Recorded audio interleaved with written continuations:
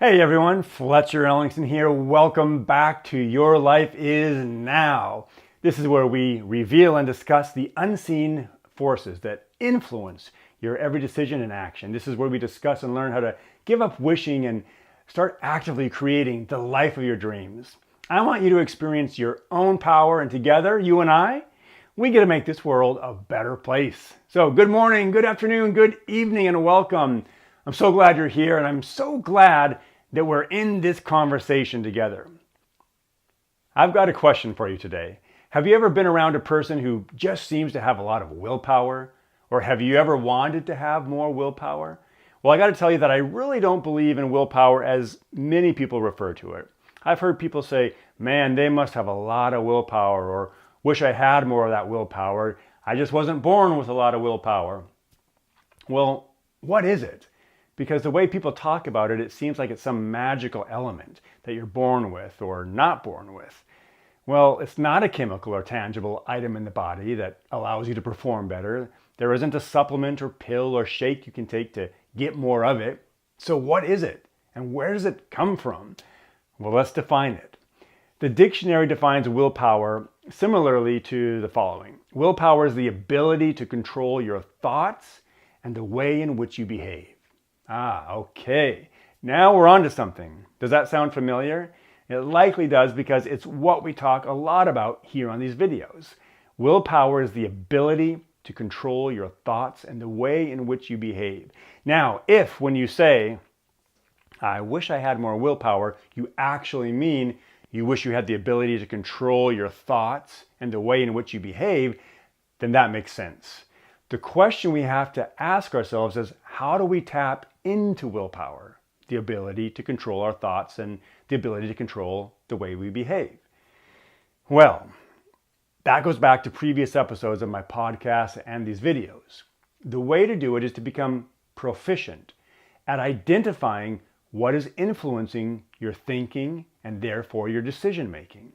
In order to tap into willpower, you're going to need to understand that pain and pleasure are influencing your every thought in a way which create emotions and behaviors that produce results that are consistent with your beliefs and standards.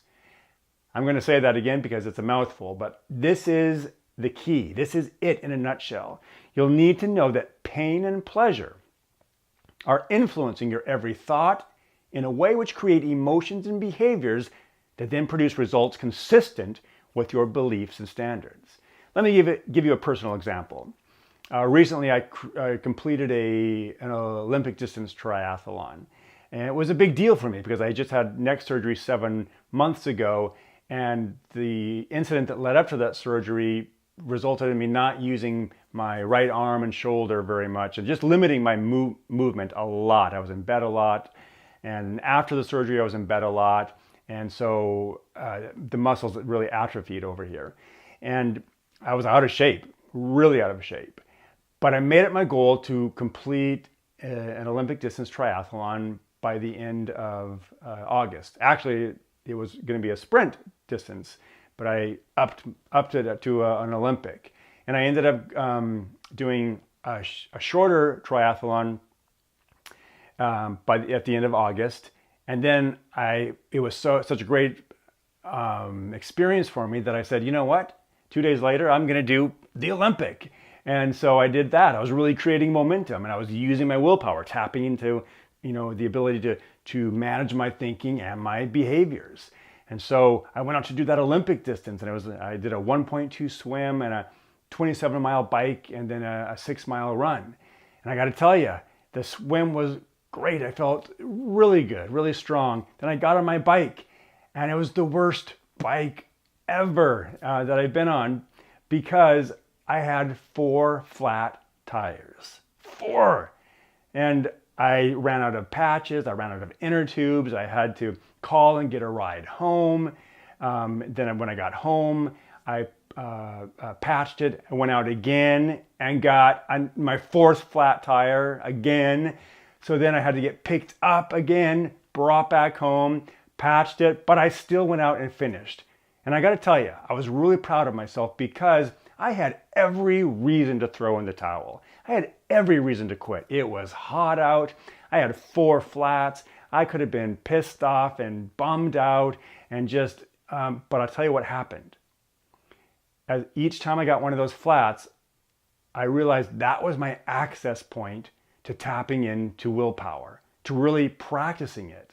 So I just changed my thinking to like, this is my opportunity. It's not fun necessarily to get flats, but you know what? It's challenging me, and I'm going to tap into my willpower. I'm going to just say, you know what? I can get through this. I'm going to be my word. I'm going to finish this no matter how long it takes. If it takes me all day, I'm going to finish it. So 4 flats later, I finished my bike ride and then went out and did my 6-mile run. And that was a race that I'll never forget. That will always be one of my favorite races that I've ever done because I had to dig deep and tap into that willpower to stay being my word. So the way you create willpower begins with creating an inspired vision for your life. Then you understand the unseen forces such as pain and pleasure, understand how to create your emotions, understand how to break old patterns of behavior that don't serve you, and understand how to set up new habits that do serve you.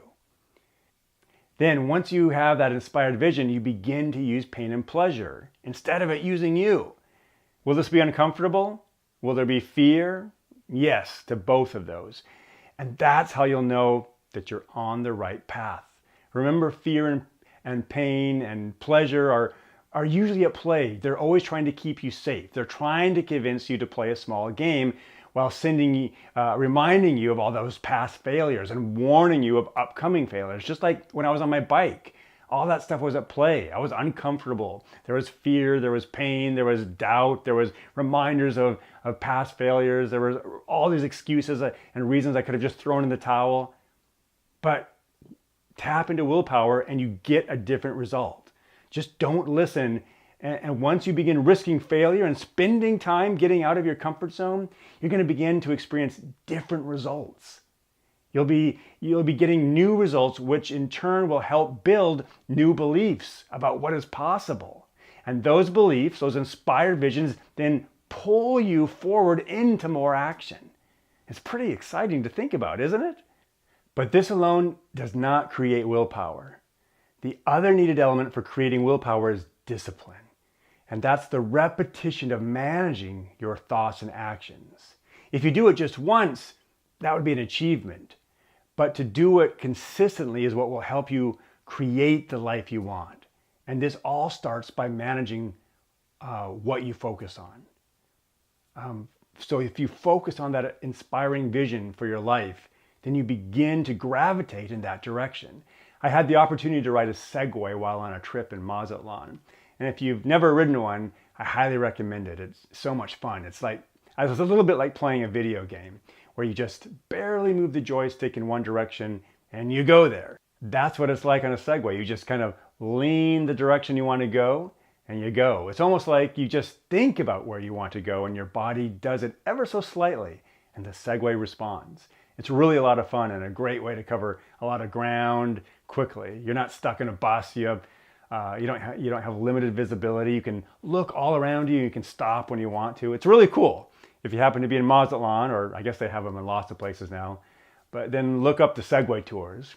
But let me get back to our topic. Very much like those Segways, where you focus, you go.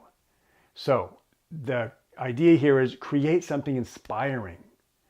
And you're going to go there. Listen to inspiration, read inspiration, speak inspiration, feel inspiration, experience inspiration, and become a source of inspiration.